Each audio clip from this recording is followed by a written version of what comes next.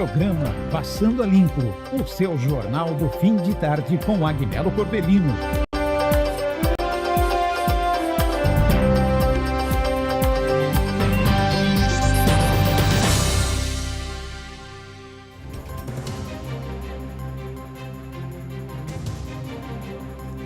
Boa tarde, Cuiabá, boa tarde, Mato Grosso, mas muito boa tarde mesmo a você que está sintonizado novamente comigo, aqui na nossa TV Mato Grosso, canal 27, a partir de agora, juntos, coladinho, eu aqui, você aí, através do programa Passando a Limpo, lembrando que hoje já é quarta-feira, chegamos na metade de mais uma semana, anote aí, é dia 20 de agosto do ano de 2025 e eu espero que o seu dia tenha sido maravilhoso, que Deus tenha lhe abençoado ricamente, abundantemente no transcorrer de todo esse dia, porque estes são os votos e o desejo de toda a equipe e também de toda a produção do programa Passando a Limpo. Olha, e o programa de hoje está assim, ó, assim de informações importantíssimas e eu já quero logo ir direto ao ponto, porque ao longo dessas 2, 3 últimas semanas nós estamos discutindo a violência dentro das escolas aqui no estado de Mato Grosso, no município também. Cenas bárbaras de violência já foram registradas e mostradas não só aqui neste programa, mas em todos os veículos de comunicação. O que assustou e trouxe à tona a triste realidade da violência hoje dentro de escolas públicas aqui no estado de Mato Grosso. Mas não para por aqui.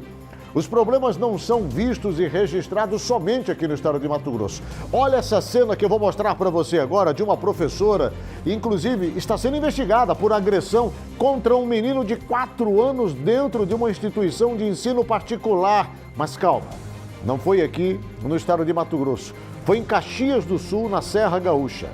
A mulher de 49 anos teve a ação registrada por câmeras de segurança. Tem as imagens aí? Traz essas imagens para mim aqui, por favor. Olha as imagens e você já está vendo. Aí, o crime ocorreu na última segunda-feira em uma sala de aula na escola infantil Xodó da Vovó. Olha o nome da escola, Xodó da Vovó. Mas pelo jeito, de xodó não tinha absolutamente nada, pelo menos nesta sala de aula. Olha as imagens que você vai ver aí agora, pode encher a tela inclusive, né? E nestas imagens e no registro do áudio é possível ver que a mulher organiza materiais enquanto dispara ordens para um grupo de crianças. Ela então agarra uma pilha de livros e acaba atingindo a cabeça de um menino que imediatamente começa a chorar. A professora limpa o rosto dele com um papel e, na sequência, ambos saem do recinto. Tem o áudio dessa matéria aí? Tem o áudio desse vídeo? Traz para mim o áudio, por favor. Coloca aqui no Passando a Limpo.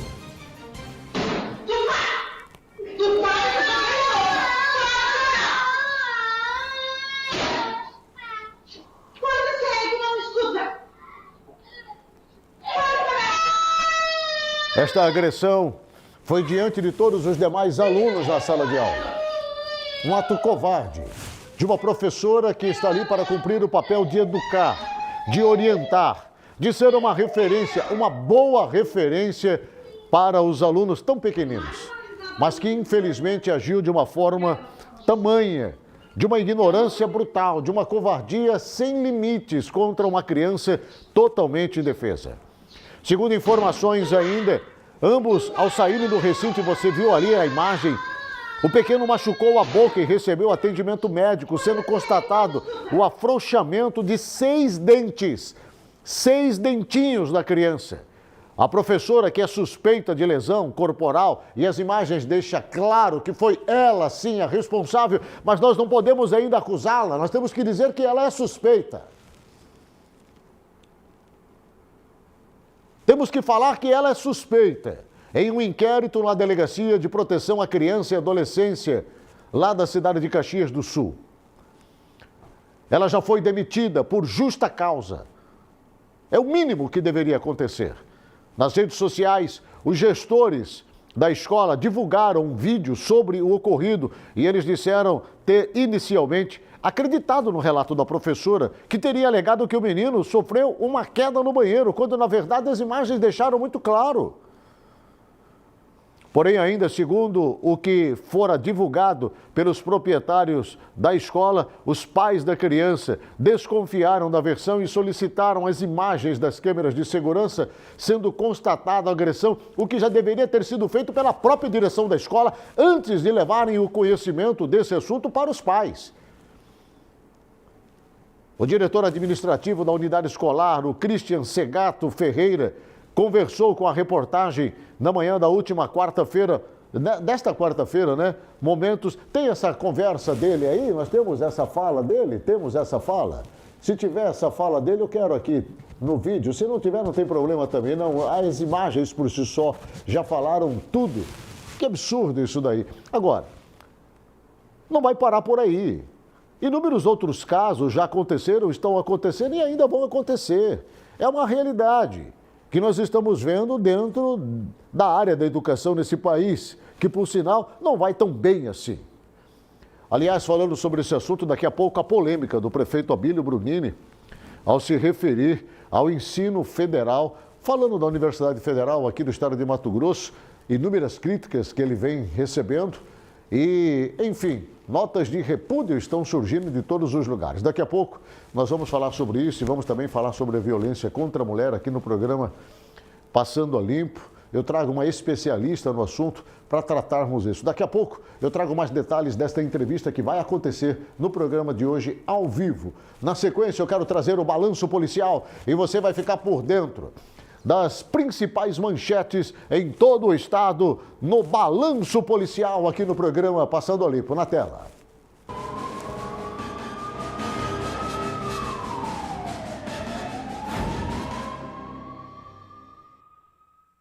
Um homem, ainda não identificado, morreu após sofrer um mal súbito e bater o carro que conduzia contra uma placa de sinalização na Avenida Monte Líbano, em Cuiabá, nas primeiras horas da manhã desta quarta-feira. Segundo informações do Corpo de Bombeiros, eles foram acionados para atender uma ocorrência de acidente de trânsito. Ao chegar no local, os militares encontraram a vítima sem sinais vitais. Tudo indica que o condutor tenha sofrido um mal súbito. Em seguida, perdeu o controle do carro e bateu contra uma placa de sinalização. O corpo foi encaminhado ao Instituto Médico Legal para exame de necropsia para a constatação da causa da morte. O caso será investigado pela Polícia Civil. O professor Eberson da Silva Santos, de 39 anos, morreu em um acidente de carro, nesta terça-feira, na BR-174, em Glória d'Oeste. No carro estava ainda Letícia Guedes dos Santos, de 32 anos, que não resistiu aos ferimentos e também morreu. Conforme o boletim de ocorrência, a Polícia Civil foi acionada para atender um acidente de trânsito na zona rural do município. Ao chegar no local, foi constatado que o veículo trafegava sentido Cáceres quando, a cerca de 10 quilômetros do trevo, o condutor perdeu o controle do veículo, saiu da pista e bateu contra uma árvore às margens da rodovia. Com o impacto, as vítimas não resistiram aos ferimentos e morreram ainda no local. O Corpo de Bombeiros foi acionado para a retirada dos corpos que posteriormente foram encaminhados ao Instituto Médico Legal para exame de necropsia. Um homem, ainda não identificado, morreu em um grave acidente entre um Fiat Strada e um ônibus, na manhã desta terça-feira, na MT 473, próximo de Pontes e Lacerda. Segundo o Corpo de Bombeiros, uma equipe de resgate foi acionada para atender ao acidente de trânsito com vítimas envolvendo um veículo de passageiros e outro menor. Com o impacto, um dos ocupantes do carro morreu ainda no local. O outro ficou ferido e foi retirado das ferragens por terceiros, sendo encaminhado para atendimento médico. O trânsito na rodovia ficou parcialmente interditado até a conclusão dos trabalhos da perícia oficial e identificação técnica. As causas e dinâmicas do acidente serão investigadas. Um caminhoneiro foi flagrado com mais de 45 quilos de pasta base de cocaína durante uma abordagem da Polícia Rodoviária Federal na BR-364, em Alto Garças, na madrugada desta terça-feira. O caminhão foi parado no quilômetro 40 da rodovia durante uma fiscalização de rotina. Segundo a Polícia Rodoviária, o motorista ficou nervoso e não soube explicar direito de onde vinha a carga de óleo que transportava. Durante a vistoria na cabine, os policiais encontraram 2 mochilas escondidas, uma no compartimento de ferramentas e outra debaixo da cama. Dentro delas havia 44 tabletes de uma substância que parecia ser pasta base de cocaína. O motorista contou que pegou as mochilas em um posto de combustível antes de chegar à cidade de Rondonópolis e que levaria a carga até a cidade de Rio Verde, em Goiás, onde receberia dinheiro pelo transporte. O caso foi encaminhado à Polícia Judiciária, que agora investiga o crime.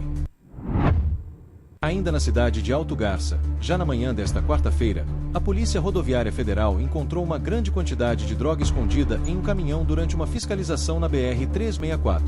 Os policiais desconfiaram do veículo depois que perceberam que as informações passadas pelo motorista não batiam com os dados que estavam nos documentos da carga. O destino informado era a cidade de Guarulhos, em São Paulo. Durante a checagem do cronotacógrafo, um equipamento que registra a distância e o tempo de viagem, os agentes notaram divergências no trajeto do caminhão. Diante da suspeita, a equipe usou um cão farejador, que logo indicou a presença de entorpecentes. Na vistoria, foram encontrados 17 sacos cheios de uma substância conhecida como skunk, um tipo de maconha mais potente e com alto valor no mercado do tráfico. Ao todo, eram cerca de 318 quilos da droga. A carga tinha saído da cidade de Pontes e Lacerda. O motorista foi preso e levado para a delegacia da Polícia Civil em Alto Araguaia, onde o caso foi registrado como tráfico de drogas. Arthur da Silva Benevides, de 31 anos, foi encontrado morto na noite desta terça-feira na região do Cinturão Verde, em Cuiabá. Segundo informações preliminares, ele teria sido sequestrado e levado até o local, onde acabou executado. Moradores da região relataram que ouviram disparos e acionaram a polícia militar, que localizou o corpo. A Delegacia de Homicídios e Proteção à Pessoa assumiu as investigações para esclarecer as circunstâncias do caso. Arthur possuía passagem pela polícia por estupro de vulnerável e, até o momento, não há informações sobre suspeitos ou motivação para o crime. A Polícia Civil deflagrou na manhã desta quarta-feira a Operação Ruptura, com o objetivo de desarticular as ações criminosas de facções atuantes nas cidades de Itapurá e Itanhangá. Na ação foram cumpridos 12 mandados judiciais, sendo 3 de prisão e 9 de busca e apreensão. Destes 2 foram cumpridos na Penitenciária Central do Estado, em Cuiabá. Os mandados foram expedidos pela 5ª Vara Criminal da comarca de Sinop. Ao todo, 3 pessoas foram presas em Itapurá. Durante a ação, foram apreendidos 100 pinos de entorpecentes, uma arma de fogo longa, calibre 22 e uma luneta. Participaram da operação 34 policiais das delegacias de Itapurá, de Nova Mutum, de Lucas do Rio Verde, do Grupo de Combate ao Crime Organizado e da Especializada de Roubos e Furtos de Nova Mutum.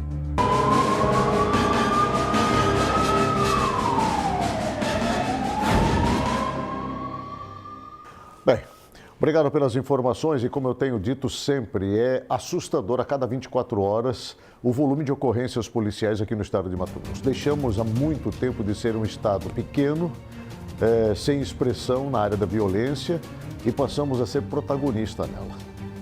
É impressionante o número de ocorrências envolvendo as facções criminosas. E olha que nós temos aí um projeto, um plano em ação, que é o programa Tolerância Zero, que foi deflagrado pelo governo do estado de Mato Grosso. Já tivemos resultados positivos? Claro, muitos resultados positivos. Mas ainda, ao meu ver, estamos longe do bom. Longe do bom. Porque a polícia por si só, ela não é capaz de conter a onda de violência que se alastra em todos os lugares.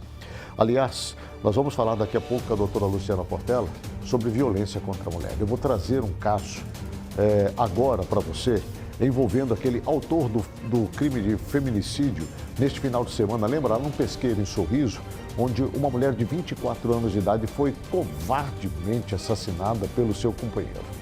Né? Homens frustrados, violentos, homens, mal resolvidos na vida e que descontam em cima das suas mulheres as suas frustrações, as suas decepções, porque não têm coragem de enfrentar esses problemas, como eles deveriam ser enfrentados. E aí desconta na mulher, principalmente aproveitando a carona do álcool, né? E é justamente nessas horas de festa que eles acabam se manifestando como verdadeiros animais ferozes, né? Machucando, mutilando, matando suas companheiras. Neste caso, o autor deste crime ele foi preso na cidade de Paranatinga. Acompanhe a reportagem, eu vou mostrar para você aqui na tela. O Israel Prates traz todas as informações. Infelizmente, é mais um caso de feminicídio aqui em Mato Grosso, mais um que entra para a estatística. Esse crime aconteceu em Sorriso, no último domingo, onde um homem acabou matando a ex-companheira com disparos de arma de fogo. Ela que, inclusive, já tinha medida protetiva contra esse homem, mas, infelizmente, não foi o suficiente. A Polícia Civil de Mato Grosso agiu rápido e, em menos de 24 horas, esse suspeito desse feminicídio já havia sido preso. A delegada responsável pela investigação, a Laísa Crisóstomo, falou sobre a prisão desse homem. Olha só. O suspeito já havia evadido para o distrito de Piratininga, na cidade de Boa Esperança do Norte. Ele evadiu-se do pesqueiro em um veículo Fox preto, abandonou esse veículo no distrito de Santiago do Norte. De lá conseguiu carona até o distrito de Piratininga e ali, segundo pessoas do local, né, ele estava buscando carona para a cidade de Paranatinga com destino à Primavera do Leste. Após efetivarmos a prisão, o suspeito confessou a prática do crime e nos mostrou, né, o local onde a arma estava escondida. Era numa região de mata, ali no próprio distrito de Piratininga. A arma foi devidamente apreendida e o suspeito conduzido à delegacia para a lavratura do procedimento flagrancial. Agora ele se encontra à disposição da Justiça. Tá, então, infelizmente, mais um caso de feminicídio em Mato Grosso, mas solucionado rapidamente pela Polícia Civil aqui do nosso estado. Volto com você ao estúdio. Obrigado aí, viu, Israel? Muito obrigado. Olha, para abordar esse assunto, que é polêmico, sensível, e nós estamos falando todos os dias aqui a respeito disso e vamos continuar falando mais, chamando a atenção das autoridades, cobrando do Congresso Nacional, cobrando dos tribunais do Brasil ações mais eficazes para combater a violência contra a mulher. Minha convidada de hoje é uma profissional da área de direito, especialista na defesa em casos de violência contra a mulher. Eu falo da doutora Luciana Portela, que já está aqui conosco. Doutora, seja bem-vinda pela primeira vez aqui comigo no Passando a Limpo. É um prazer recebê-la no programa de hoje. Muito obrigada, boa tarde. Para mim também é um imenso prazer estar aqui. E vendo a reportagem agora, né, foi solucionado rápido, mas a mulher não volta, né? Não volta, infelizmente. Ela, infelizmente, não retorna, né? Então, a gente tenta de todas as formas, porque para o feminicídio, quando há o óbito, não tem mais retorno, né? Não tem, A gente tentar fazer com que não chegue a isso. Ajudar essas mulheres a não chegar nesse ponto. A esse ponto, né? A vinda da doutora Luciana Portela aqui é para nós falarmos sobre o pós-traumático, em todos os sentidos, em casos de violência contra a mulher. O que acontece hoje no estado de Mato Grosso? Você que nos assiste diariamente sabe disso.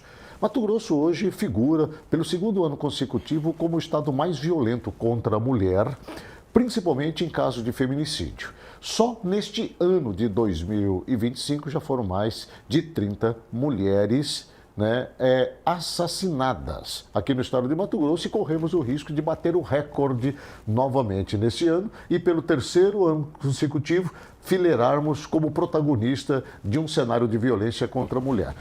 Doutora Luciana, nós temos até agora catalogados, registrados, segundo a Secretaria de Segurança Pública do Estado, até o dia 31 de julho, mais de 26.600 ocorrências, registros de violência contra a mulher, em todos os sentidos, né? Mas dentro desses números que nos foram apresentados pelo próprio relatório da segurança, o que me deixou muito preocupado, e falávamos sobre isso, é que apenas 327 casos receberam uma atenção especial ou foram, de fato, registrados como caso de violência e segue-se em curso investigações. Para mim, fica evidente a subnotificação. Bastante. Né? Como é que vocês têm acompanhado este crescente movimento de violência no Estado e a senhora, em especial, lidando com tantas mulheres agredidas, violentadas e passando por sérias dificuldades? É doloroso para mim como mulher, né, e dificultoso para mim como advogada lidar com isso. Sobre a questão da subnotificação, na semana passada eu tive uma audiência, né, de instrução e a vizinha depois, né, sobre a ocorrência e disse que várias vezes a polícia militar era chamada até a casa dessa minha cliente e tentava, apaziguava a situação, né? E numa dessas ela perguntou, né, o que está acontecendo? Ele falou, não, o rapaz está muito nervoso aqui. E acalmava-se a situação sem registro de ocorrência. E aí foi perguntado quantas vezes ela ouvia, né, a violência, né, os gritos, os pedidos de socorro, e ela disse de 2 a 3 vezes por semana. Então, e a ocorrência só foi acontecer quando a gente deflagrou as ações judiciais para que efetivamente não houvesse o retorno, né? Porque assim, o feminicídio, a agressão física que a mulher tem, a gente vê muito no noticiário, mas o que ela passa dentro de casa... Isso ninguém vê. Isso ninguém vê. A violência psicológica dessa mulher, ela aparece depois que ela sai do domínio da relação tóxica. Então, ela tem inúmeras doenças autoimunes que aparecem nessas mulheres e eu, como da área, acompanho essas mulheres, que os processos demoram anos, elas adoecerem efetivamente por conta dessa violência. Tem um dito popular, doutora Luciana, que diz assim, em briga de marido e mulher não se bota colher, sabe? E isso para mim, na verdade, soa como um ato de covardia e de omissão. Né? É lamentável como mulheres são vítimas de violência, enquanto que a vizinhança toda sabe, ouve e às vezes soam até críticas, levantam críticas por conta desses fatos que acabam ocorrendo. Como é que é isso para a vítima, para a mulher que é agredida? Como é que é conviver com uma situação dessa? Porque muitas delas, eu quero crer na minha ignorância, esperam nesses momentos de agressões e de violência, que alguém possa interferir, interceder, impedir que a sessão de espancamento, violência e de agressão continue, mas não aparece ninguém.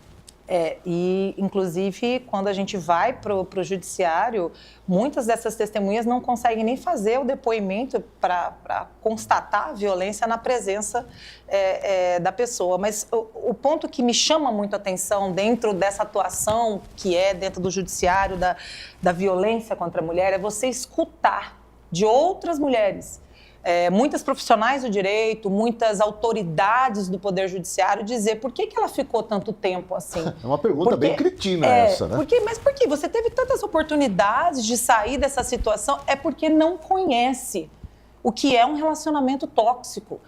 A coisa não começa pelo final. Ela começa lá com um ato de anulação. Não, deixa que eu faço para você. Não, não faça isso. Não, é tudo... um pano de fundo, não, é por amor. Até um ato de amor. A mulher se vê presa como se estivesse em um cárcere privado. Exato, sem amigos. Eu tenho um caso, inclusive, de uma mulher que ficou efetivamente em cárceres, sem estar em cárcere, vamos dizer assim, trancada, e não tinha acesso a tratamento médico. Estamos falando de uma pessoa de farta condição financeira. Sim. Não podia ter acesso, porque não podia ir a médicos homens, não podia desenvolver a profissão que ela tinha, teve que parar de trabalhar. E ela tinha a doença da hipertensão crônica. E essa hipertensão não foi tratada, ela entrou em falência renal após o final do relacionamento dela. Então, quando ela finalizou, foram 3 meses. Ela ficou cega e descobriu a falência, está na fila do transplante. Outro caso que eu tive também, finalizou-se o relacionamento, foi 8 meses. Ela descobriu, olha, acho que eu estou tendo um AVC, eu acho que eu estou tendo algum problema... Esclerose múltipla, não a degenerativa, aquela que você vem pela genética, a autoimune, adquirida pelo estresse que a pessoa... Mas você conseguir linkar a doença autoimune à violência doméstica é extremamente difícil no Poder Judiciário. Os tribunais estão sendo omissos com relação a esses casos, onde a mulher vai para a justiça para reivindicar seus direitos, pedir socorro, não só financeira, mas aquele socorro que coloque um basta na relação, que separe exatamente esse casal sem a continuidade de ameaças, sem a continuidade de agressões, sem a continuidade de qualquer tipo de manifestação que possa, de alguma maneira, soar como uma agressão a ela. Olha, a questão criminal, a mulher está em situação de violência. É o comparativo que eu sempre faço. Quando você está de luto, você tem o velório, você tem o enterro, você tem uma gama de situações que te auxiliam naquele momento. Perfeito. Quando você vai para casa e cai na sua rotina, é você com você mesmo e poucas pessoas que você conta para suportar aquilo ali. Na violência doméstica, quando há esse ato do espancamento, da agressão, que é o que todo mundo acha que é violência doméstica, a violência doméstica não é só isso. Claro que não. Quando há esse ato, tem um amparato. Aqui o governo do estado, você registra uma ocorrência, a liminar de protetiva, né, da Maria da Penha sai muito rapidamente. E funciona, doutora? Até onde eu tenho conhecimento, né, do pessoal da equipe de segurança pública, assim, é prioridade. Botão do pânico é prioridade. Mas os números nos mostram outra coisa. Totalmente contrário. Eu particularmente acho que essas medidas, embora no papel elas sejam muito boas, mas na prática elas não funcionam como deveria. Eu acho que nós vivemos em um país machista, nós estamos em um estado que é o de Mato Grosso, que é também um estado machista. Nós temos hoje dentro dos poderes de justiça homens violentos e agressores, né? Desde policiais, delegados, juízes, enfim, nós temos pessoas de todos os níveis hoje com alto índice de agressão dentro do círculo familiar, em todos os sentidos. E eu vejo um problema muito sério aqui em Mato Grosso, doutora Luciana, que é a ida da mulher registrar um boletim de ocorrência em uma delegacia. Quase sempre ela é atendida por um homem e não por uma mulher. Dentro das delegacias, nós não temos psicólogos ou alguém preparado para receber esse público. Isso, por si só, para mim, já cria uma barreira de impedimento, de encorajamento da mulher de registrar um boletim de ocorrência contra o agressor. E da expectativa também do depois, né? Porque só o registro da ocorrência, né, afasta do lar. Dentro dessas delegacias, né, tem bastante programa nesse sentido, desse tipo de acolhimento, mas o que me preocupa muito é o depois.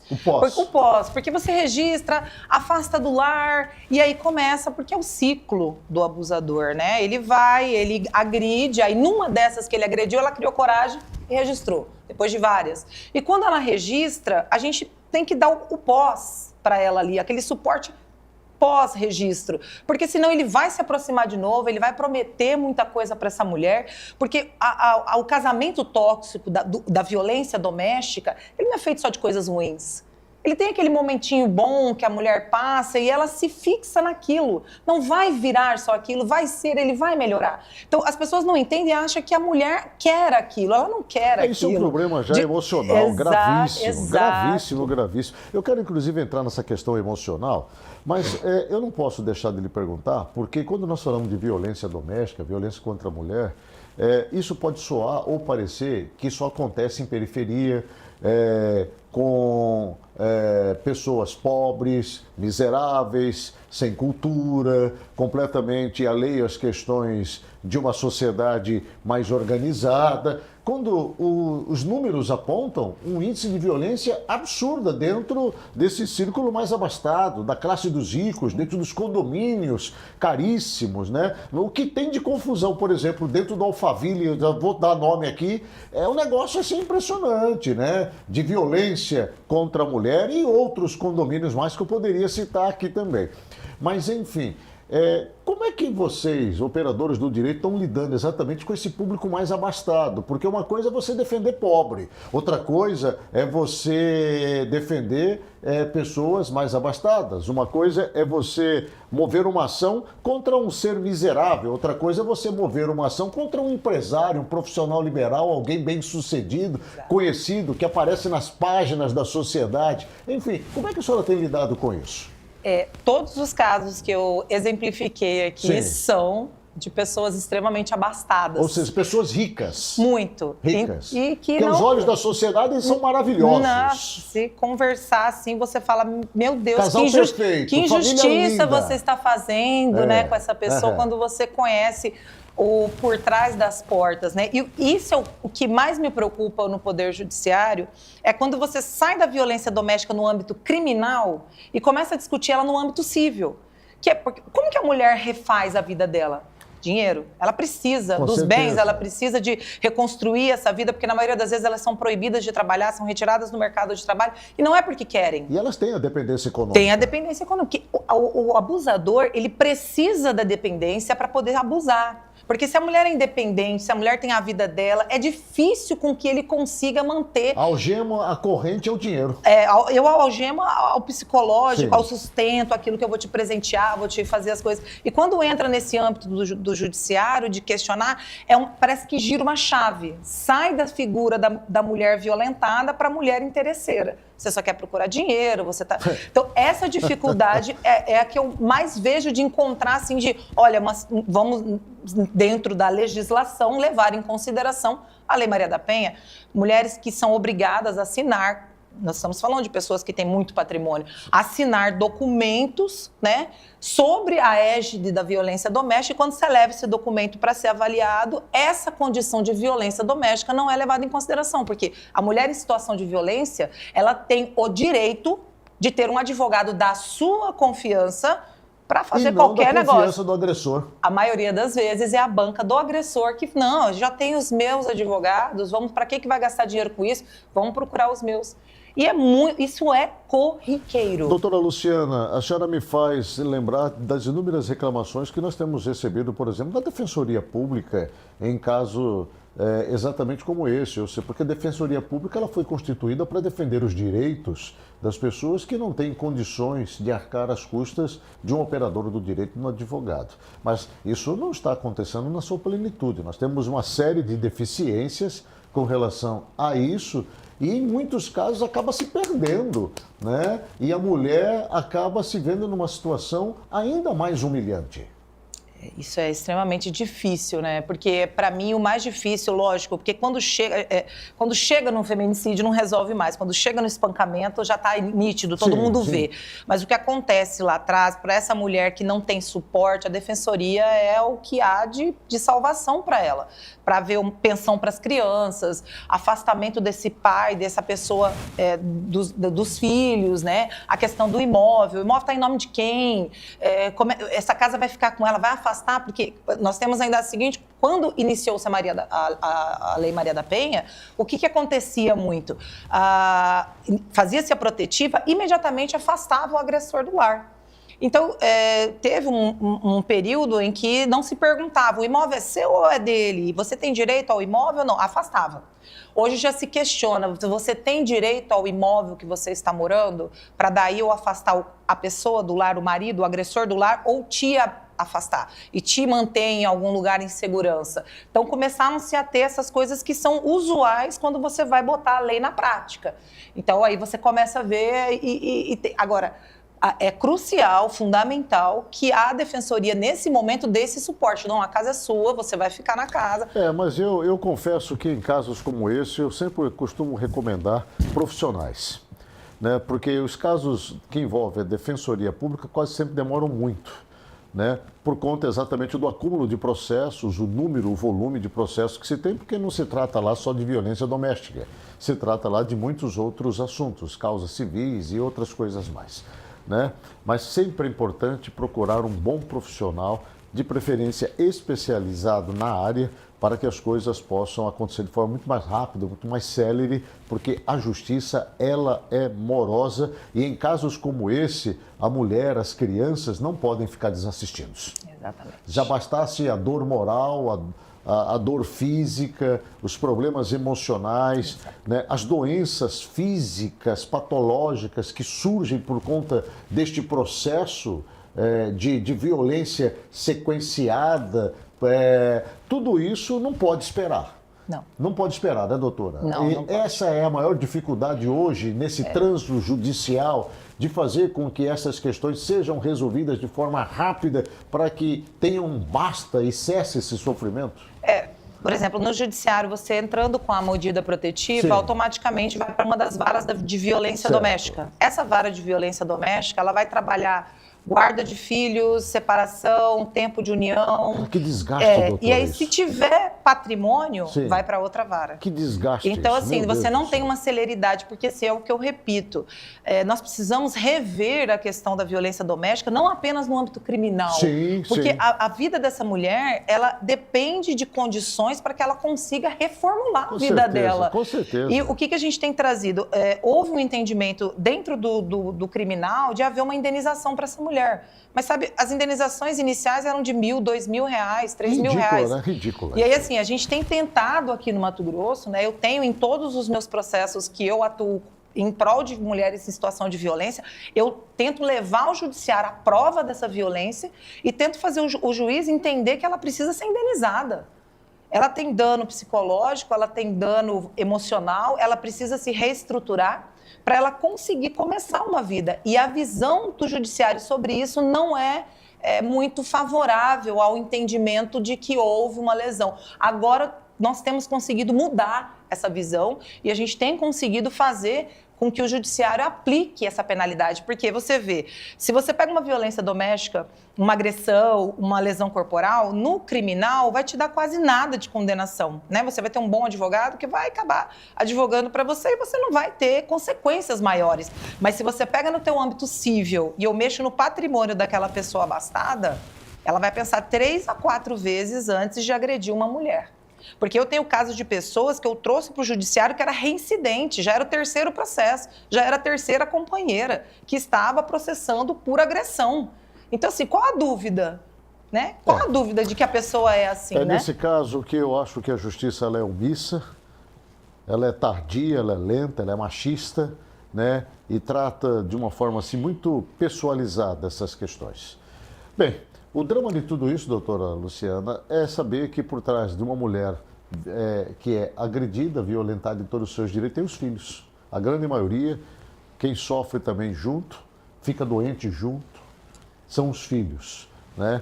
E é lamentável o que nós estamos vendo acontecer aqui no estado de Mato Grosso. Nós temos mais de 200 crianças órfãos, desde 2022 para cá, vítimas exatamente da violência doméstica através dos crimes de feminicídio.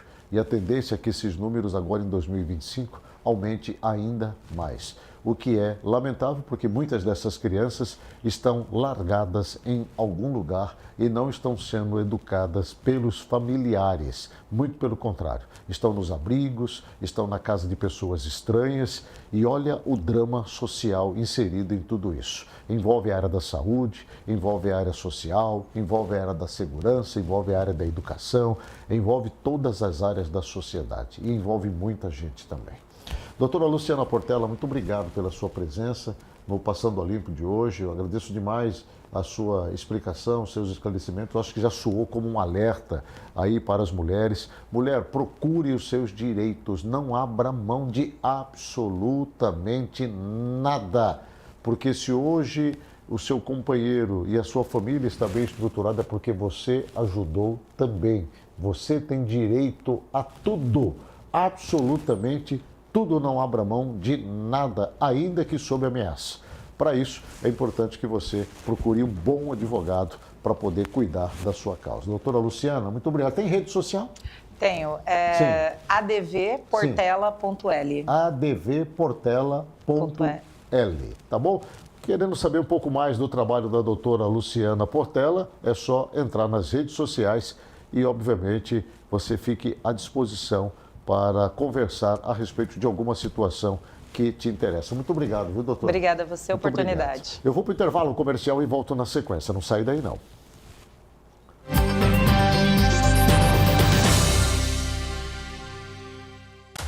Mato Grosso é tolerância zero contra facções criminosas. Se você está sofrendo ameaça, extorsão ou conhece alguém que está passando por isso, o governo de Mato Grosso criou o Disque Extorsão, um canal de sigilo absoluto para você fazer sua denúncia em segurança. Ligue 181 ou acesse cesp.mt.gov.br. Sua identidade será preservada. Governo de Mato Grosso. E aí, gurizada? Olha que voo lindo, seu mano! Aquapark Pantanal! Venham, gente! Venham desfrutar da piscina de onda, criançada! Que é esse, gurizada? Vem pro Aquapark, seu mano! Aquapark Pantanal, pertinho de você! No passado, Mato Grosso enfrentou incêndios que atingiram o nosso meio ambiente. Mas a resposta foi imediata. A Assembleia Legislativa de Mato Grosso uniu esforços e recursos para combater as queimadas e preservar a vida. Por meio da Comissão de Meio Ambiente, a Assembleia vem trabalhando incansavelmente. E graças às leis de proteção e preservação, podemos ver o cenário de destruição dando lugar novamente à nossa natureza. O projeto Pantanal teve 50% de seus recursos financiados pela Assembleia para viabilizar sustentabilidade em fazendas e o retorno dos pantaneiros. Também foi articulado para que o investimento anual da Cinfra em equipamentos de combate a incêndios subissem para 35 milhões em 2025. E foi criado a Sala de Situação em Poconé para agir em casos emergenciais. Isso é ação, união e compromisso. Assembleia Legislativa de Mato Grosso. Unindo vozes, fortalecendo cidades. Levar água e saneamento para tanta gente é um desafio. É tarefa para quem sai de casa quando o dia é noite. Para quem faça chuva ou faça sol, tá lá fazendo. Para quem sabe que por trás de cada obra existe uma torneira abrindo e a poluição dos rios sumindo. O desafio é grande, mas nossa dedicação é maior, porque nosso tratamento é feito de gente. Águas Cuiabá. Chegou o tempo seco e começam as queimadas. E você já sabe o que não pode fazer. Está proibido a queima no nosso estado. E não é só no campo, nas cidades também. Provocar queimadas é crime. O governo de Mato Grosso está preparado para combater os incêndios, com novas viaturas, equipamentos e pessoal treinado para punir quem colocar fogo. Qualquer queimada que você provocar será identificada em tempo real pelo nosso sistema de monitoramento via satélite. Quem desrespeitar o período proibitivo será localizado e penalizado. Os incêndios prejudicam o meio ambiente e a população, que sofre com problema de saúde e lota os hospitais. Você também é responsável, porque aqui em Mato Grosso você já sabe, é tolerância zero contra crimes ambientais. Denuncie! Ligue 193. Governo de Mato Grosso. Em 1835, aconteceu a primeira sessão da Assembleia Legislativa de Mato Grosso Provincial, atuando desde o início em prol da sociedade. Já foi silenciada por 10 anos, mas a voz do povo não poderia permanecer calada. Afinal, seus pilares sempre foram a representatividade e a participação popular. São 190 anos impulsionando o desenvolvimento de um Estado que é referência no país. Cuidando, fiscalizando, atuando por mais dignidade e inclusão para os matogrossenses e lutando contra o feminicídio.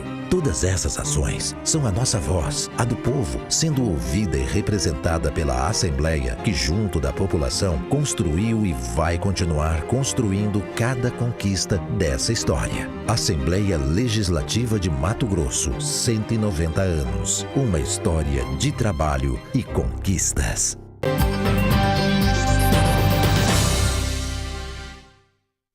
São 17 horas e 46 minutos, 17h46. Muito obrigado pela sua audiência. A você que está nos assistindo pela primeira vez, eu fico assim muito feliz em saber que você está aí do outro lado e nós aqui. Pode ter certeza que a alegria, ela é imensa e contagiante também. Muito obrigado, tá? Quero mandar aquele boa tarde, já quase boa noite aí para a cidade de Poconé, Livramento. Várzea Grande, boa noite a você, muito obrigado, viu? Bem, eu quero falar sobre a qualidade da educação. A polêmica, né? A polêmica, o prefeito de Cuiabá, Abílio Brunini, voltou a criticar a qualidade da educação pública ontem, terça-feira, dia 19 de agosto, porque, segundo ele, as escolas brasileiras, incluindo as de Mato Grosso, não estão conseguindo ensinar conteúdos básicos de português e matemática.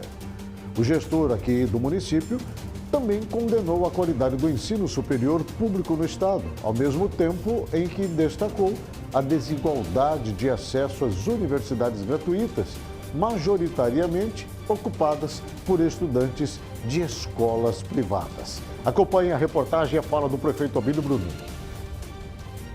O prefeito de Cuiabá, Abílio Brunini, direcionou novamente suas críticas à educação pública nesta terça-feira, dia 19. Durante uma conversa com jornalistas, ele expressou preocupação com o desempenho das escolas brasileiras, incluindo as do estado de Mato Grosso, alegando que não estão conseguindo ensinar nem mesmo o conteúdo básico das disciplinas de língua portuguesa e matemática às crianças. A qualidade de ensino está muito baixa. E não é só culpa do Estado, isso eu deixei claro para ele. Falei, olha, a criança que hoje está lá no 9º ano, no 1º ano do ensino médio, essa criança ela estava onde há 5 anos atrás? Ela estava na rede municipal, onde que ela devia ter aprendido 4 vezes 4, onde ela devia ter aprendido o básico da multiplicação, da subtração, da adição, da divisão, onde ela deveria ter aprendido o básico da língua portuguesa. Mas, infelizmente, se você for observar hoje, a nossa educação, no nível estado e município, está de péssima qualidade. E muitas das vezes alguém vai falar, mas nós estamos em 8º lugar no nível Brasil. Você vê como o Brasil está ruim também. Porque se o nosso não sabe 4 vezes 4, imagina o resto do país. Além disso, ele fez críticas contundentes ao ensino oferecido pela principal universidade pública do estado, classificando de forma bastante negativa. De acordo com o gestor, a baixa qualidade da rede pública de ensino tem levado muitos estudantes a recorrerem ao financiamento estudantil para ingressar em instituições de ensino superior privadas. Essas instituições, segundo ele, frequentemente oferecem cursos à distância e com qualidade duvidosa.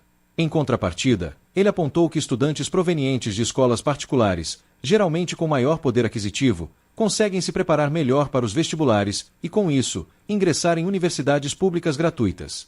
Na visão do prefeito, mesmo que o ensino superior público no estado enfrente problemas e seja considerado insatisfatório, são justamente os jovens das classes mais favorecidas que têm acesso a ele. O que a gente vê hoje é as crianças de escola pública tendo que pagar parcelamento de fiéis em escolas privadas e muitas vezes por EAD em baixa qualidade. E enquanto aqueles que estudam em escolas privadas, que fazem cursinhos pré-vestibulares e tudo mais, eles entram nas faculdades públicas e eles vão lá ter acesso a uma outra educação diferenciada. Mesmo que a escola pública, a faculdade pública no nosso estado, por exemplo, seja uma bosta, como a UFMT tem sido. Mesmo que seja ruim do jeito que a UFMT tem sido, infelizmente é as pessoas mais abastadas que conseguem entrar lá.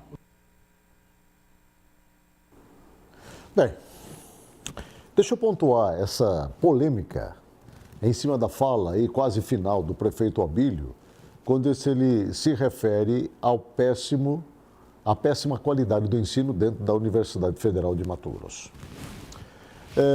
Uma coisa nós temos que reconhecer. O prefeito Abílio Brunini, ele não fantasia um assunto quando ele quer tratar, sendo este assunto importante. Ele vai direto ao ponto, ele fala, ele é direto, ele não manda recado, entendeu? E às vezes ele é duramente criticado por isso daí. Nós tivemos uma evolução no ensino no estado de Mato Grosso? Tivemos sim. Nós saímos do 22º lugar do IDEB, hoje nós somos 8º. E, de repente, nós vamos pintar no cenário nacional como o 5º. Nós estamos torcendo para isso. Mas o fato de termos tido essa evolução na educação do estado de Mato Grosso não quer dizer que nós já superamos problemas graves, como a falta de aprendizado dentro da sala de aula. Nós temos muitas dificuldades ainda a serem superadas. O ensino municipal hoje, aqui na capital, é ruim, é péssimo. O secretário Amaury Monge, sentado bem aqui assim, do meu lado, ele disse na semana passada isso. Cuiabá ocupa a 57ª posição do ensino do IDEB aqui no estado de Mato Grosso. Ou seja, a capital do estado, que deveria ser referência de educação, está na 57ª posição, ou na posição número 57. Perdendo para municípios, para 56 outros municípios aqui de Mato Grosso. Então nós temos um problema sério. E o prefeito Abílio, ele não fica fantasiando a coisa não, ele bota o dedo na ferida onde está sangrando. E por causa disso ele é criticado. já com relação ao que ele se referiu aí à Universidade Federal de Mato Grosso, eu divirjo dele em alguns pontos, não em todos, em alguns pontos. A Universidade Federal de Mato Grosso já foi uma referência de ensino no Brasil. A Universidade Federal de Mato Grosso, ela já foi classificada como uma das melhores do Brasil. E durante muitos anos, a Universidade Federal de Mato Grosso foi um orgulho para nós, mato-grossenses. Era o sonho de todo estudante de Mato Grosso estudar na Universidade Federal. Quando aconteciam os vestibulares, as famílias paravam. Havia uma manifestação popular, familiar, coisa extraordinária, na expectativa dos filhos passarem no vestibular e ingressarem dentro da Universidade Federal de Mato Grosso. Eu conheço a Universidade Federal de Mato Grosso, gente, eu falo assim com muita propriedade a respeito disso, desde os meus 9 para 10 anos de idade. Eu fui educado. Muito da minha educação foi dentro da Universidade Federal de Mato Grosso, ali dos 10 anos, quando eu comecei a iniciação esportiva. Ali, na Universidade Federal de Mato Grosso, era uma coisa linda aquilo ali. Uma universidade movimentada, sabe? Alunos qualificadíssimos. Não se via, violência dentro da área da Universidade Federal de Mato Grosso. Era um negócio lindo. Nosso primeiro reitor, Gabriel Novis Neves, doutor Gabriel Novis Neves. Olha a referência, cara. Olha que nível de reitoria nós já tivemos. Tantos outros professores, profissionais extraordinários que ocuparam a frente e a gestão da Universidade Federal de Mato Grosso. Aquele ginásio de esportes da Universidade Federal de Mato Grosso, cara, era o sonho de todo jovem poder colocar os pés ali e poder participar, dos treinos de vôlei, de handebol, de futsal. Ali tinha o atletismo, tinha o futebol de campo, ali tinha ginástica rítmica e ginástica artística, ali acontecia envolvimento com a sociedade, Era um negócio assim lindo. O restaurante da universidade, cara, todo mundo queria almoçar lá. O almoço era delicioso, servia suco, servia sobremesa, cara. Era um negócio demais. Mas eu estou falando de um passado da Universidade Federal, que merece respeito, que merece ser lembrado. Quando você andava ali pela Universidade Federal de Mato Grosso, era tudo iluminado, tudo bonito, você não via obra mal acabada, você não via obra que fora iniciada e abandonada, tinha segurança. Era um ambiente alegre, era um ambiente de verdadeira educação. E dali saíram grandes nomes da cultura de Mato Grosso, da política de Mato Grosso, da área empresarial de Mato Grosso, pessoas realmente diferenciadas. Agora, a faculdade, a Universidade Federal de Mato Grosso hoje, é isso que eu falei para você? Com toda a sinceridade, a Universidade Federal de Mato Grosso, é isso que eu falei para você hoje? É dessa maneira que você enxerga hoje a Universidade Federal de Mato Grosso? Eu falo porque eu estou quase todos os dias lá dentro. Eu corro lá, eu circulo por lá. Até hoje eu não abandonei a Universidade Federal de Mato Grosso. Até hoje eu estou lá. Eu ando por lá, eu converso com servidores, eu conheço muitos deles. Conheço professores, conheço alunos. eu corro ali dentro, eu respiro aquele ar. Que saudade eu tenho do tempo do zoológico dentro da Universidade Federal de Mato Grosso. Quantas crianças eu vi ali. Eu, enquanto criança, quantas vezes não queria ir lá para ver os animais. Eu pergunto, nós temos hoje... A Universidade Federal de Mato Grosso é uma referência hoje? Em ensino, em qualidade? O que o Abílio falou não foi da Universidade Federal lá do passado, histórica, com um centro de pesquisa, com pesquisas extraordinárias que foram desenvolvidas por lá. Ele está falando da educação hoje. E aí muita gente se levanta contra ele, porque a realidade do ensino federal hoje no Brasil é ruim mesmo. Porque as faculdades federais viraram centros ideológicos políticos. As faculdades federais a nível de Brasil viraram uma verdadeira baderna. As festas que acontecem hoje dentro das universidades federais pelo Brasil afora são ridículas, à base de sexo puro. Regada muita bebida. Vai conversar com as nossas polícias para ver a quantidade de drogas que não se vê consumir dentro dos pátios, dentro da área pública federal de ensino. Então ninguém quer falar sobre isso. Todo mundo se sentiu atacado por causa disso. Atacado.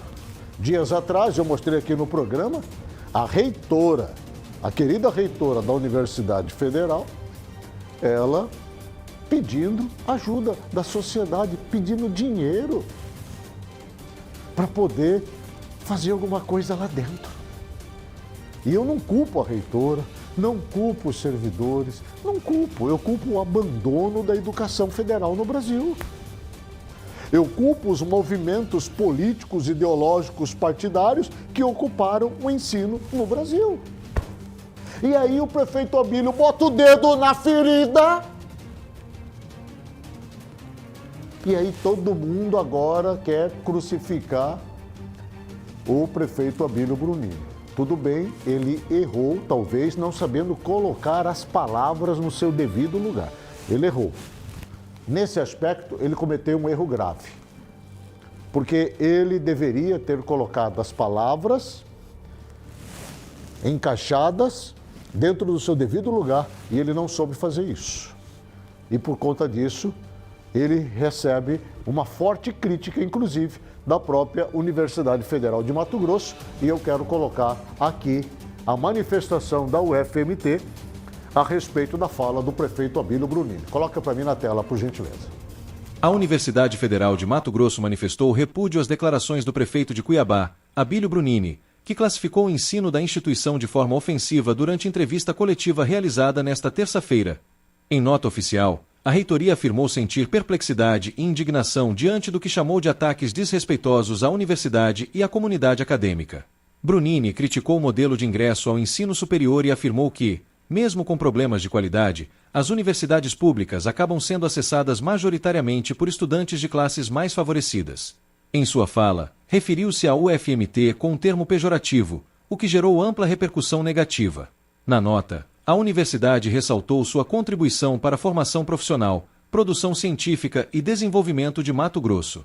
Também destacou o reconhecimento nacional e internacional de seus cursos e pesquisas, além de defender a educação pública, gratuita e de qualidade como um compromisso inegociável.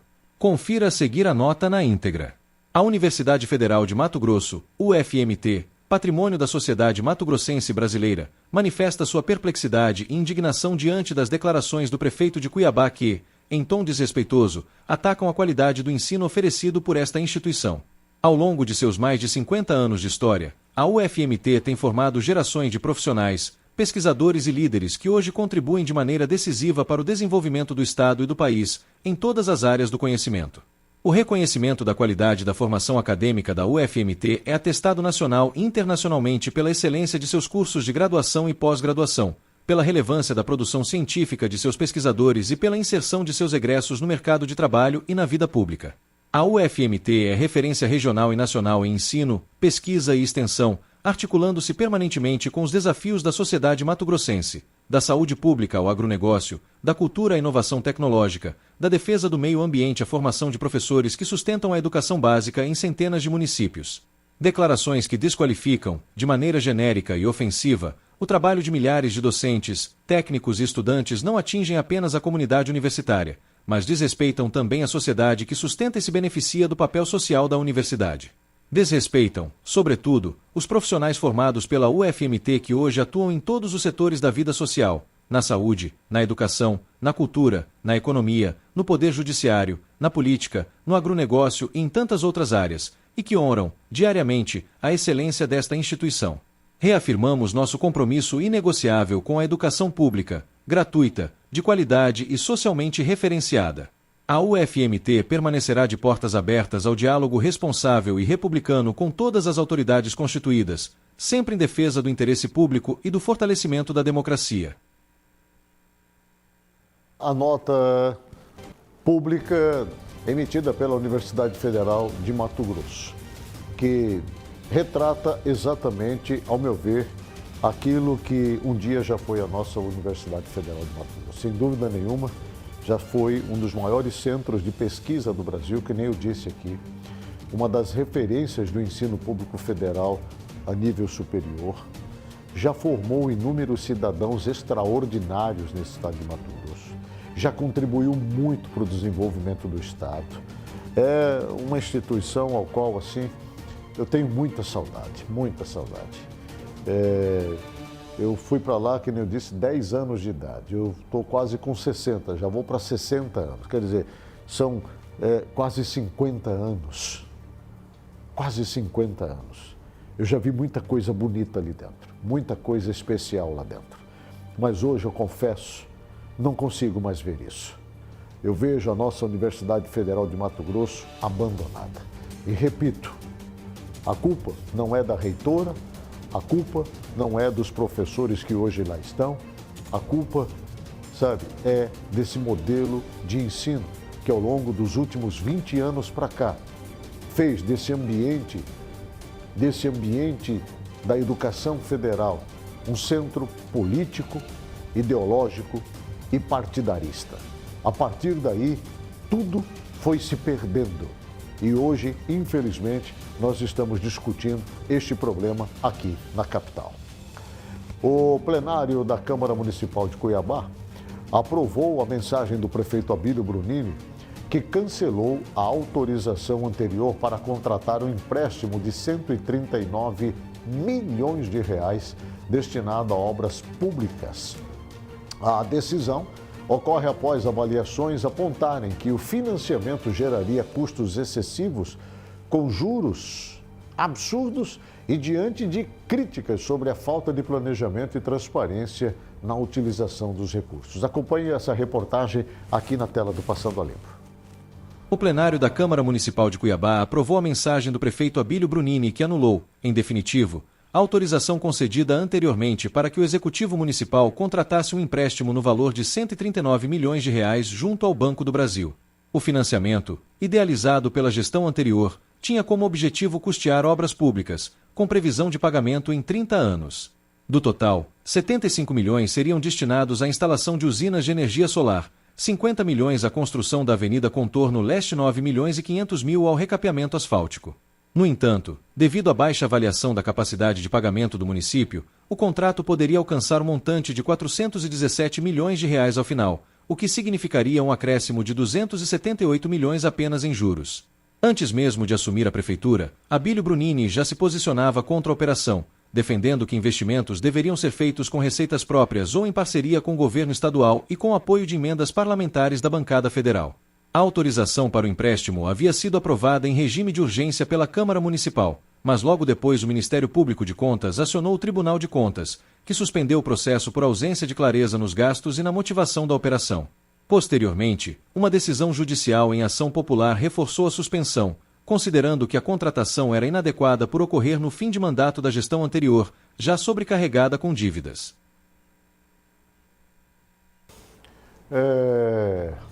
Aí está o plenário das votações. Eu fui apurar o que Cuiabá pagaria com esse empréstimo de 139 milhões. Essa dívida, ela subiria para a casa de 400 e poucos milhões, quase 425 milhões de reais no seu final, o que geraria um custo enorme para Cuiabá. Eu penso que o prefeito Abílio acertou em cancelar esse empréstimo que já havia sido autorizado pela Câmara Municipal. Olha, deixa eu trazer a previsão do tempo, são 18 horas agora e 8 minutos. Deixa eu trazer a previsão do tempo, né? Eu já quero trazer a previsão do tempo para... Olha, porque o calor hoje em Cuiabá foi terrível, gente. 39 graus. Que isso? Nós estamos no inverno, não estamos? 39 graus. Que escândalo isso daí, né? Vamos saber como vai ser a previsão do tempo para essa quinta-feira aqui na Baixada Cuiabana, em boa parte do estado de Mato Grosso. É o tempo e a temperatura.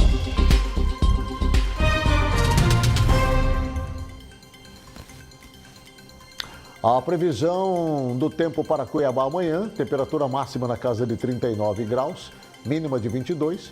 Em Comodoro, região oeste do estado de Mato Grosso, máxima de 33, mínima de 22. Em Carlinda, região noroeste do estado, máxima de 37, mínima de 22. Em Aripuanã, máxima de 35, mínima de 22 graus. E em Pedra Preta, região sudeste do estado de Mato Grosso, máxima de 37, mínima de 21. Se está dizendo que Cuiabá vai fazer amanhã 39 graus, pode ter certeza, vai bater na casa de 41, tá? Vai bater na casa de 41. Aliás, a previsão para esta quinta e sexta-feira é de 41 graus. Segundo o que eu ouvi ontem, na madrugada, quando eu estava indo para a Massa FM, né, por volta ali de 5h30 da manhã, ouvindo os noticiários na Jovem Pan de São Paulo, eles falaram: Cuiabá, Mato Grosso, terá temperatura neste final de semana podendo chegar a 41 graus. E eu não tenho dúvida, hein? Se está dizendo que vai ser 39, pode ter certeza que vai ser 40 ou 41. Tá bom? 18 horas, 10 minutos, eu vou para o intervalo comercial. Mais um, rapidinho, estou de volta. Fica comigo aqui no Passando a Limpo, que volta já.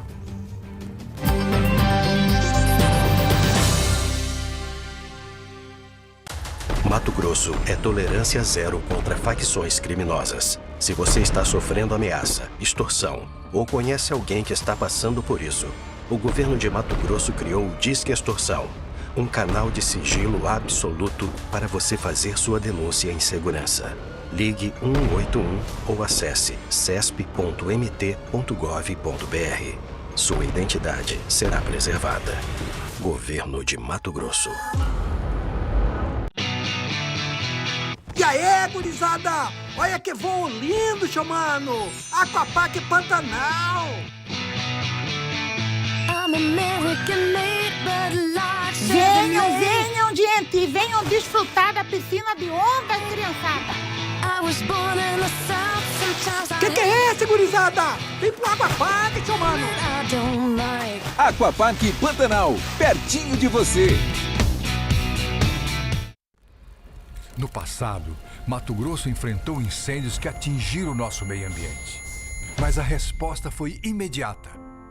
A Assembleia Legislativa de Mato Grosso uniu esforços e recursos para combater as queimadas e preservar a vida. Por meio da Comissão de Meio Ambiente, a Assembleia vem trabalhando incansavelmente.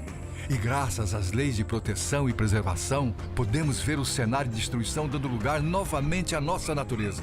O projeto Pantanal teve 50% de seus recursos financiados pela Assembleia para viabilizar sustentabilidade em fazendas e o retorno dos pantaneiros. Também foi articulado para que o investimento anual da Cinfra em equipamentos de combate a incêndios subissem para 35 milhões em 2025. E foi criado a Sala de Situação em Poconé para agir em casos emergenciais. Isso é ação, união e compromisso. Assembleia Legislativa de Mato Grosso.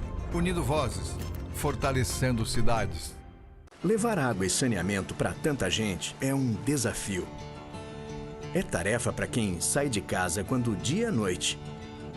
Para quem faça chuva ou faça sol, tá lá, fazendo. Para quem sabe que por trás de cada obra existe uma torneira abrindo e a poluição dos rios sumindo. O desafio é grande, mas nossa dedicação é maior, porque nosso tratamento é feito de gente. Águas Cuiabá.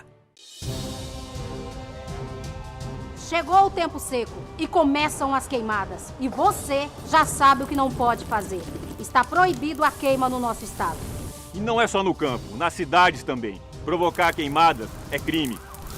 O governo de Mato Grosso está preparado para combater os incêndios, com novas viaturas, equipamentos e pessoal treinado para punir quem colocar fogo. Qualquer queimada que você provocar será identificada em tempo real pelo nosso sistema de monitoramento via satélite. Quem desrespeitar o período proibitivo será localizado e penalizado. Os incêndios prejudicam o meio ambiente e a população, que sofre com problema de saúde e lota os hospitais. Você também é responsável, porque aqui em Mato Grosso você já sabe, é tolerância zero contra crimes ambientais. Denuncie! Ligue 193. Governo de Mato Grosso.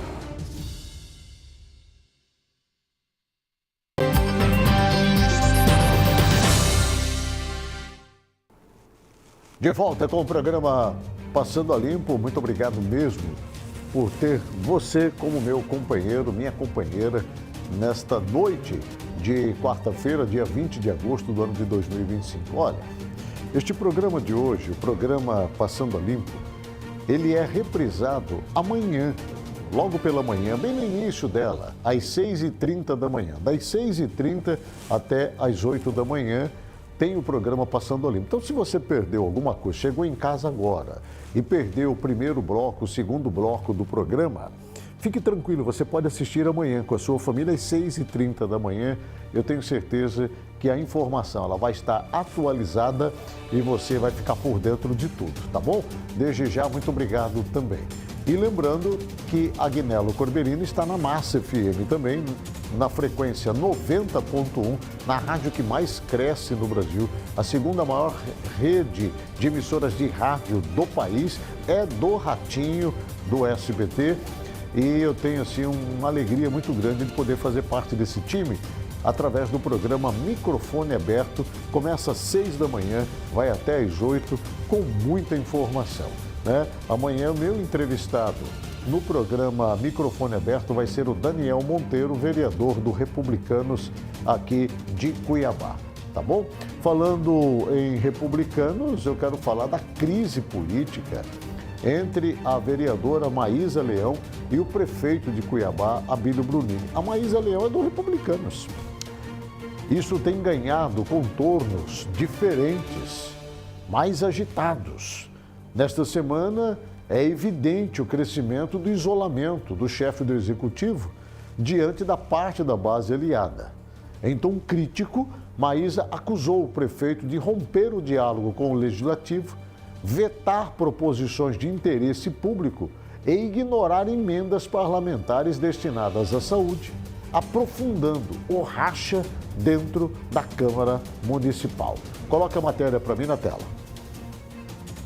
Eu continuo independente, mas está sendo difícil ver algo positivo que o prefeito possa construir. Ele fechou as portas para mim, acabou de vetar um projeto importante meu como um claro recado que foi dado, não pagou nenhuma das minhas emendas, inclusive destinei emendas para o CAPS, destinei emendas para a própria saúde, e essas emendas não foram pagas. A Urpix, que está sendo desmobilizada, tem uma emenda minha de R$260 mil para que fossem fortalecidos os consultórios. Então, o prefeito tem se colocado numa situação de oposição a esta vereadora. Eu continuo independente, não tenho o menor orgulho de ser uma pessoa que aponta os defeitos, gostaria de estar aplaudindo, mas ele não entrega o que se aplaudir. Então, enquanto ele continuar com um comportamento infantil, estando nas ruas, duelando com crianças e trazendo cortina de fumaça, eu estarei nessa posição aqui. Bem, ela criticou a defesa da violência como forma de educar crianças e associou esse modelo a problemas sociais atuais, como feminicídios, abusos familiares e a influência de facções criminosas. A Maísa Leão também destacou a necessidade de políticas públicas para fortalecer salas de reforço, melhorar a estrutura escolar e garantir uma formação mais completa aos estudantes. Confira na sequência. A vereadora por Cuiabá, Maísa Leão, criticou duramente comentários que defendem a violência como método de educação. Ela citou como exemplo a declaração de um deputado que afirmou em suas redes sociais que, em sua época, a criação era feita com violência e que isso fazia as coisas funcionarem. Para Maísa, esse modelo de educação resultou em adultos marcados por comportamentos violentos e criminosos, que contribuíram para problemas graves da sociedade atual, como feminicídios, abusos dentro das próprias famílias e a influência de facções criminosas sobre os jovens. Teve inclusive deputado que comentou na minha rede social que no tempo dele era na chibata e as coisas davam certo, pois o tempo dele criou os adultos feminicidas do tempo de agora. O tempo dele criou os pais que estupram filhos dentro de casa no tempo de agora. O nosso tempo, o meu tempo, não deu certo. A gente vive numa sociedade assolada por facções criminosas, onde os nossos jovens amam bandidos porque eles têm como referência essas pessoas que olham para eles. A parlamentar também destacou que é equivocado culpar crianças ou professores pelos problemas da educação. Segundo ela, muitos alunos não conseguem acompanhar os estudos não por preguiça, mas pelas condições precárias das escolas, como salas sem climatização, fechamento de turmas de reforço, equipes sobrecarregadas e desmotivadas, além de falhas na gestão pública. É muito fácil falar que uma criança de 6, 7, 8 anos não está estudando porque ela é preguiçosa. É muito fácil culpar um professor. É difícil olhar para uma educação precarizada, por salas de aula que não tinham ar-condicionado, por sala de reforço que tinha sido fechada, por uma equipe adoecida que está desmobilizada e um secretário que está tentando entregar o melhor, mas tem um prefeito derrapando e puxando para baixo. Maísa defendeu a retomada de políticas públicas voltadas ao ensino, ressaltando a necessidade de fortalecer salas de reforço e salas multifuncionais. Para ela, a implementação de novas estruturas e a correta aplicação dos recursos dependem de planejamento adequado e compromisso das autoridades. Então é hora da sala de reforço funcionar, é hora da sala multifuncional funcionar. Tem 11 salas vindo do Ministério da Educação. Brasília, dinheiro nosso, repito, não é dinheiro do Lula. Por quê? Porque o secretário fez o Plano Municipal de Educação. Então, eu espero que o secretário consiga trabalhar, que os professores tenham pais para trabalhar, que os pais vejam as suas responsabilidades, sim. A vereadora voltou a afirmar que as escolas não devem ser palco de disputas partidárias nem de conteúdos que promovam erotização, mas precisam tratar de temas fundamentais como o corpo humano e a prevenção ao assédio. Para ela, o medo em abordar assuntos relacionados à educação sexual e à consciência política gerou lacunas no aprendizado e prejudicou a formação dos estudantes. Realmente a gente não pode pegar os nossos estudantes e expor a coisas de cunho sexual, erotização, mas a gente precisa falar sobre corpo humano, a gente precisa prevenir assédio, as crianças sequer sabem o que é assédio hoje, a gente precisa falar como funciona a sociedade, não é só um aluno da educação estadual que vai para o Enem sem saber como funciona o STF, ou o Legislativo ou o Executivo. Tem pessoas que formaram na faculdade e não sabem disso, porque criou-se um medo de educar. A educação precisa ser completa, então a gente precisa retroceder, estudar, falar menos besteira e entregar algo melhor para a sociedade. Maísa reforçou que a responsabilidade pela melhoria da educação deve ser compartilhada entre o poder público, os professores e as famílias. Em sua avaliação, é necessário reduzir discursos superficiais, investir em conhecimento e assegurar condições adequadas para que o processo de ensino seja completo e eficiente. Um problema realmente que passa a existir agora para o prefeito Abílio, quando as críticas começam a se levantar dentro da Câmara Municipal. E eu alertei para isso. Eu falei que isso ia acontecer. Hoje são 7 vereadores que estão praticamente na base da oposição. 5 deles dizem estar como fala, livres, né, independentes, quando na verdade já estão atuando como oposição. É o caso da própria Maísa, do Daniel Monteiro, do Dídimo Vovô, do Jefferson já era da oposição e tem, obviamente, outros por lá também. A tendência é aumentar, né, por conta exatamente da maneira como o prefeito Abílio, no entendimento da Câmara Municipal, vem agindo. Dificuldades à vista é inegável. né? Bem, nós estamos chegando ao final de mais um programa. Daniel, eu falo amanhã, né? Nós estamos chegando ao final de mais um programa Passando a Limpo. Opa, já me tiraram do ar já? Não, né? Ah, bom, achei que você tivesse me tirado do ar aí. E tudo isso é pressa de vocês mandarem eu embora, né? Vocês são bonitinhos, né? Vocês querem que eu vá embora mesmo, né? Vocês são apaixonados pelo Wilson Santos. O Wilson Santos é lindo, né, para vocês, e a Agnello é feio. Tá bom. Um dia eu ainda vou ser deputado. E vou ser deputado federal. Eu não quero nem ser deputado estadual, quero ser deputado federal. Eu quero brigar lá em Brasília. Já quero brigar lá no andar de cima. É lá que eu quero discutir políticas públicas. É lá que eu quero estar. Já estou me candidatando aqui, você está vendo só, né? Já estou me candidatando aqui pedindo o seu voto. Ai, ai. Bem, na sequência tem o programa Wilson Santos, programaço com certeza vai ser. Eu espero encontrar contigo amanhã às 17 horas aqui. Vai lá para minhas redes sociais, curta lá o nosso trabalho, nosso stories, Rios, enfim, passe a nos seguir também, vai ser muito bacana ter você. Também tem as redes sociais do Passando a Limpo e todas as informações que você precisa saber no nosso site de notícias também, passandoalimpomt.com.br. Tá legal? Eu encontro você amanhã. Que Deus te abençoe. Shalom.